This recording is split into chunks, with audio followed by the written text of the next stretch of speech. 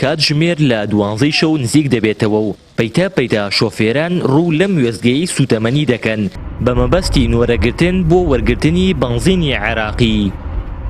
بەشی زۆری شۆفێران لە کاتژمێر 1 دوای نیوەڕۆوە تا کاتژمێر 7 بەرەبەیان لە نوەرەی وەرگرتنی بەنزیندا دەوەستن. لە سعات 9 شۆ منادم 70 سیارە لە پێشم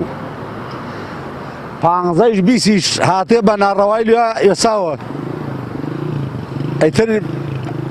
ئەوە حاڵەکەی ئەوە ژیانە و بەنزین ناچنەوە لێوان 900 و لە کەلارە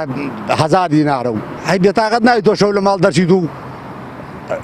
ئیسا من هۆڵم یادە دڵم نایە سیارەکە جێبێڵم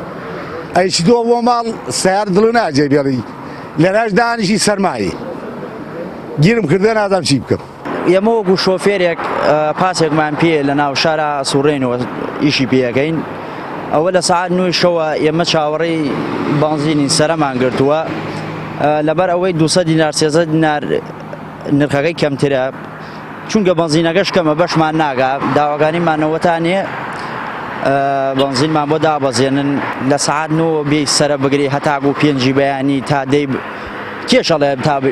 بۆ نمونە سعات 12 سەرەمان تێت اینجا تەحەمولێکی گەرەکەتەوە لە سعات 9 شەوە هەتاگو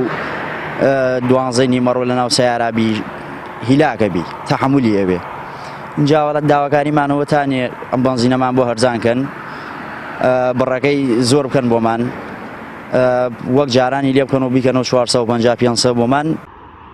شۆفێران پێیان وایە حکوومەتی هەرێم دەبوو لە بری هاوردەکردنی بەنزینی عێراقی لە پاڵاوگەکانی ناوخۆ بەنزین بۆ شۆفێران بە نرخێکی هەرزان و داشکێنرا و دابین بکات.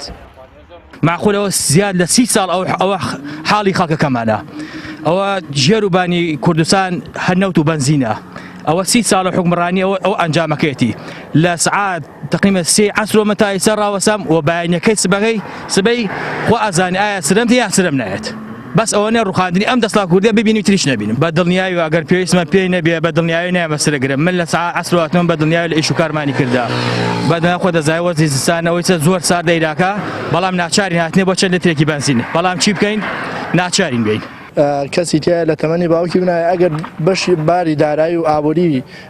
بتوانێت کە لە بازرگانەکان بیکڕایە نەهاو بۆیرا بەم شەوە ینی لێرە مایێت و بخەوتایە هەتا سبێنێ بۆ نمونە ئێستا لە هەر لترێکا 200 دینار فەرقیە بەنزینی عێراقی 690 دینارە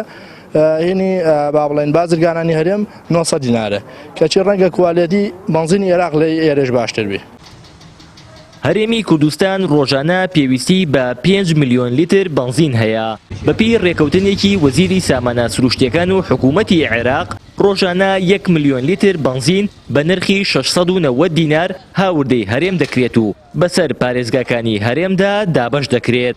پشکی ئیداری گەرمیانیش لەو بڕی بۆ پارێزگای سلێمانی دێت لە 12 بۆ لە 13 کە بڕێکی کەمە و لە ئاست چاوەڕوانی و پێویستیەکانی شۆفێرانی سنوورەکەدا نییە.